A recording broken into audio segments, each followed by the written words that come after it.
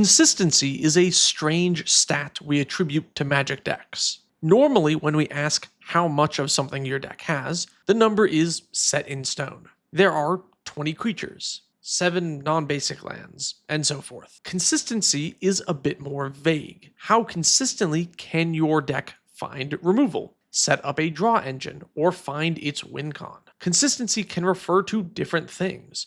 So when players talk about how consistent their deck is, that can mean many different things. What I want to get across in this video is the idea that consistency means many things and can be correlated to power level, but ultimately those things are separate. Here's an example. Imagine a deck that has a commander and 98 lands and 1 mass land destruction spell in the deck. This deck most of the time is not powerful. In fact, it'll probably never win ever. It's consistently bad, and it is very inconsistent at finding that mass land destruction piece. Yet the thing that this deck can do is beyond what I would play in bracket 2 or 3. This deck's most powerful play pattern of 4 lands into Armageddon is still not appropriate for lower brackets, regardless of consistency. Consistency doesn't matter. It's what the most powerful thing your deck can do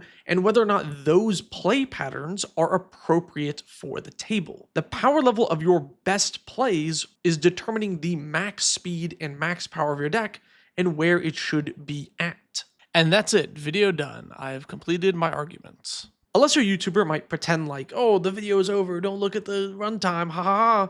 I would never do that. That's a lame joke.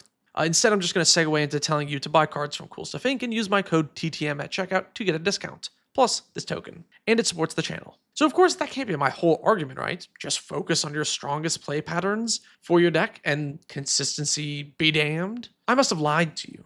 And this argument with a 98 land deck, obviously that's silly. Nobody does that. Clearly, I argued in bad faith. What does that even mean? Sometimes in the comments, people will say, I'm arguing in bad faith. One time I questioned if a commenter knew what that meant. I'm not going to show the comment here. I don't want to put them on blast. And they said a bunch of random stuff. But most importantly, they said this. No, these are bad faith arguments. Just because they support your side doesn't mean they aren't. You're human, bro, just like me. And we're both susceptible to accidentally arguing in bad faith. This comment fascinated me. I stopped to wonder, can you accidentally argue in bad faith? I've always assumed a bad faith argument is one where the person arguing does not actually believe in that argument and they're lying for some ulterior motive. Like when a politician argues for a policy they know is bad, but lobbyists made a juicy 5-figure contribution to their campaign. Looking online, most definitions are somewhat similar to that. So I ask again, can I argue something in bad faith by accident? It seems impossible. Don't you need to know the truth to lie? If you say something which is incorrect, but you think it's correct, that's not a lie. You're simply wrong. When I was looking through definitions of bad faith, this Grammarly article, apparently they make articles, I guess, did a good job paraphrasing Sartre, saying that any position denying humans free will is held in bad faith. In other words, a position one holds because of social pressure rather than a genuine examination of the issue is a bad faith position. If this is true, and I think it is, then you could hold a bad faith position without really knowing it. Instead, you hold that position because of social norms or pressures, and you argue that to maintain the status quo without really thinking about the underlying issue. And in theory, I have so many reasons to lie, right? Like, money, I guess? So for the most part, I get paid when an ad shows up on your screen. When you click on the video, and as you watch all the way through and the mid-roll ads play, assuming you don't have an ad blocker. So I am financially incentivized to keep you here for as long as I can. And in theory, I can fill my video with as many mid-roll ads as I can to get the most revenue. So you could argue that by me making a false claim in the thumbnail to get people enraged and click on it, and then I just waffle about for as long as I can, making bad arguments to max out revenue, then that's why I lie. I do that all the time. I think this argument is somewhat weak though. Of course, all YouTubers will put stuff in the thumbnail meant to intrigue you. This one had stuff implying that I am lying or arguing in bad faith, which I think people would find interesting that I'm calling myself out and thus click on the video.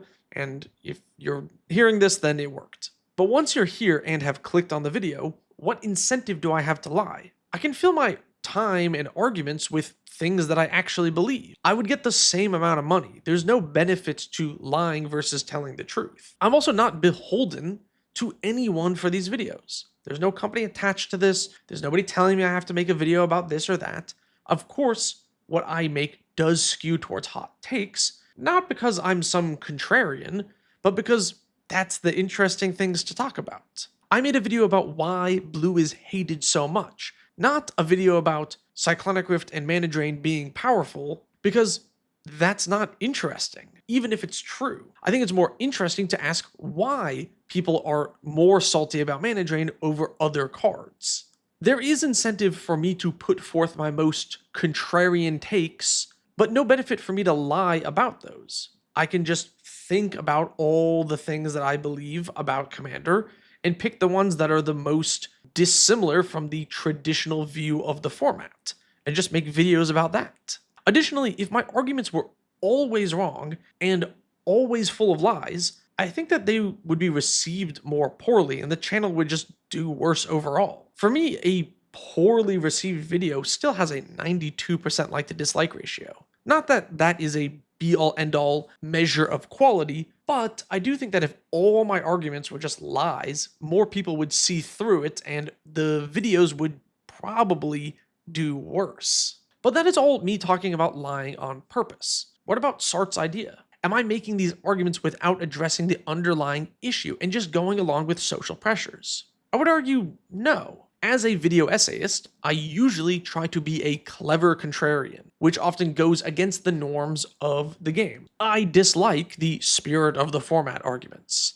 I think the way a lot of players view Commander is silly. The opposite of social norms is what the channel is about. That's what most video essays are about. That's how they get your attention. They have a contrarian take and give a clever way to justify it. When someone says tutors are against the spirit of the format, and then immediately have to backpedal when I ask them should Trinket Mage be banned, it's because their argument was unintentionally in bad faith. They dislike certain play patterns or find combos frustrating and repetitive, so they say all tutors bad without actually thinking about the issue at hand and disregard a player's free will. So no, I don't think I argue in bad faith, nor is there even a large incentive for me to do so. I get paid the same amount for telling the truth. And I would never lie to you, except in this video. Earlier when I said, oh, that can't be my whole argument about consistency, well, I lied. That argument about me arguing in bad faith was in bad faith because I knew the whole time that actually was my argument about consistency. Consistency in EDH is a useful tool. Your deck should be consistently doing whatever you want it to do, but that is separate from power level. I do not care if your deck is inconsistent. If it's playing MLD or 2-card combos, it's not appropriate for bracket 2, regardless of consistency. This kind of ties into some recent videos, the one about game changers and perfect mana bases. Cards like tutors or good color fixing do not affect your power level. If you had all basic lands, you still could cast your spells. Just sometimes you get stuck with a double red spell in hand. With a perfect mana base, that does not happen. And this can affect win rate because you have negated a losing condition. But your deck is still doing the same thing it could have done previously, because you still could have just drawn all those cards and drawn the correct basics to be able to cast those cards. The best play your deck can make is still capped by non-land cards. It is the same with tutors. Yes, my artifact deck is very consistent. It always finds the parts of its engine. It is very consistent with the tutors, but the power level is never any higher than if I had drawn those pieces naturally. What the deck does and finds with these cards is never too strong for bracket 2 because there is nothing in the deck inappropriate for bracket 2. It is true, tutoring up a stacks piece is not appropriate for lower brackets, but that is not because of the tutor. You would probably still be salty about stasis if they just top decked it. What I find frustrating about arguments like tutors are all overpowered, dual lands move your deck up a bracket, or any other generalization like that is because they assume this is true based on a trend and not context. Yes, CDH decks have good mana bases because they don't want to get color screwed and lose a tournament. Yes, CDH decks play tutors, and CDH decks are powerful. Those are things that CDH decks have, and CDH decks do powerful things.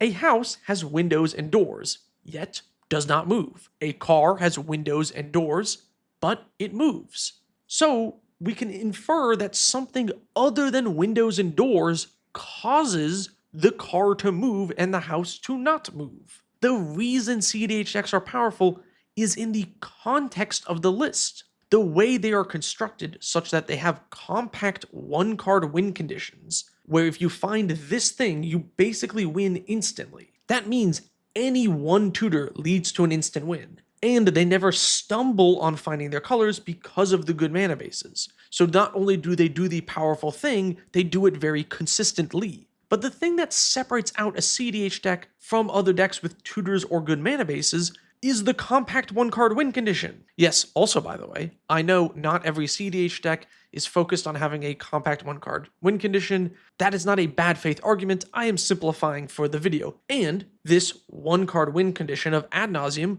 should not be a game changer for the same context reasons. If you do not have a CDH average mana value of 1.3, you can't turn this into plus 45 cards. People see that a tutor leads to the strongest play a deck can do. You find your Craterhoof Behemoth and you go for the win. But the problem is never the tutor. It's how fast this deck is able to assemble a board and overrun effect. They could have top-decked Craterhoof instead of Worldly Tutor, and the effect is exactly the same. The game is exactly the same. If they are doing that, putting a massive board into play and then overrunning for lethal very quickly, cutting the tutors isn't solving the problem. They're still winning the game very fast, even if it happens slightly less often. When you use generalizations and say windows and doors cause movement, it robs people of their free will. My free will to build a dog shit deck that is consistently dog shit. And according to Sart, you might be arguing, unintentionally maybe, in bad faith. I really don't like inconsistency in my decks.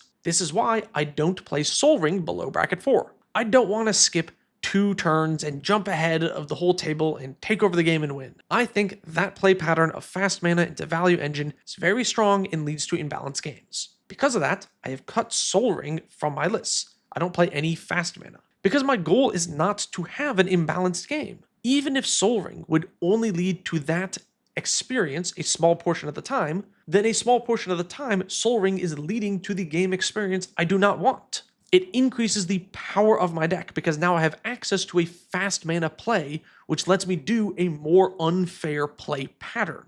Of course, this is a personal preference. If you want your deck to be inconsistent, that's fine. Some people like having their deck be either really fast or really slow. If you want to build a polymorph deck with multiple targets to mix it up, that's totally cool. But you don't get to say that it is now a lower power deck because sometimes you don't Blightsteel players out of the game. It is still a deck that can polymorph into Blightsteel and instantly kill a player. I think that the power level of your list does not average out. If some games your list plays like a bracket 4 deck, then you should be considering it a bracket 4 list, not an inconsistent 3. This will lead to better games overall. Just a Guy asks, interested in trying other TCGs? Any others you play currently? I actually did back the Kickstarter for Cataclysm Arcade. A friend of mine got a couple of packs really early, and it was actually a lot of fun. Not sponsored, by the way, but Cataclysm Arcade, call me. It's really cool, I think, that the limited is just I crack a pack, you crack a pack, and we shuffle up and play. And that's all you need, and it's really fun. So I got a box of that because I thought that's really cool, and I think it'll be neat to just crack a pack, play a game with some friends, crack a pack, play a game with some friends over time.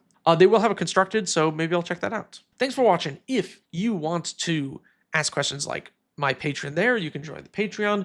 I also do this for channel members, so you can join the channel membership. If you want to be in the credits like my tier 3 patrons, link below.